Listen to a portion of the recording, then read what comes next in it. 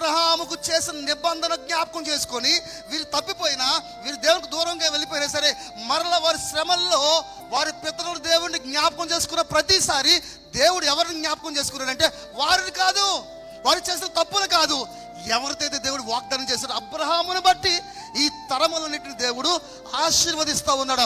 అబ్రహామును బట్టి ఈ తరములందరికీ శాశ్వతమైన ప్రేమను చూపుతూ ఉన్నాడు. అబ్రహామును బట్టి ఆయన చేసిన వాగ్దానం బట్టి తరతరములుగా ఆయనే వారికి దేవుడిగా ఉన్నాడు. వారు తప్పిపోయినప్పుడు కొట్టాడు, వారి మార్గం నుంచి విడిచి వెళ్ళిపోయినప్పుడు శ్రమలకు అప్పగించాడు. అయినప్పటికీ ప్రతి ఒక్కరిని ఆయన దారిలోనికి తెచ్చుకొని వారిని వచ్చి వారికి దేవుడిగా ఉన్నాడు. దేవుడికి స్తోత్రం. గట్టిగా చెప్పలు కొడుతూ ఒకసారి దేవుడికి మహిమ చెల్లిద్దామా. వారు తప్పిపోయిన ప్రతిసారి, వారి దేవుడికి దూరంగా వెళ్ళిపోయిన ప్రతిసారి వారిని కొట్టాడు, వారిని హింసించాడు, వారికి బాధ గురి చేశాడు. మరలా తీసుకుని వచ్చి అబ్రహాము ఇచ్చిన వాగ్దానాలు వారిని నిలబెట్టాడు.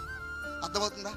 నీవు కనుక దేవునితో ఒక వాగ్దానం చేసుకుంటే నీ తరములు, నీ వెనకాల ఉన్న జనరేషన్ ఒకవేళ దేవుని విడిచిపెట్టి వెళ్ళిపోయినా నీతో చేసుకున్న వాగ్దానం బట్టి దేవుడు వారిని ఒకవేళ కొట్టైనా సరే, బుద్ధి చెప్పైనా సరే, తెలియజేయవలసిన రీతులు తెలియచేసి మరలా తీసుకుని వచ్చి నీతో చేసుకుని నిబంధనలు దేవుడు నిలబెడతారు. గట్టిగా చెప్పకూడదు.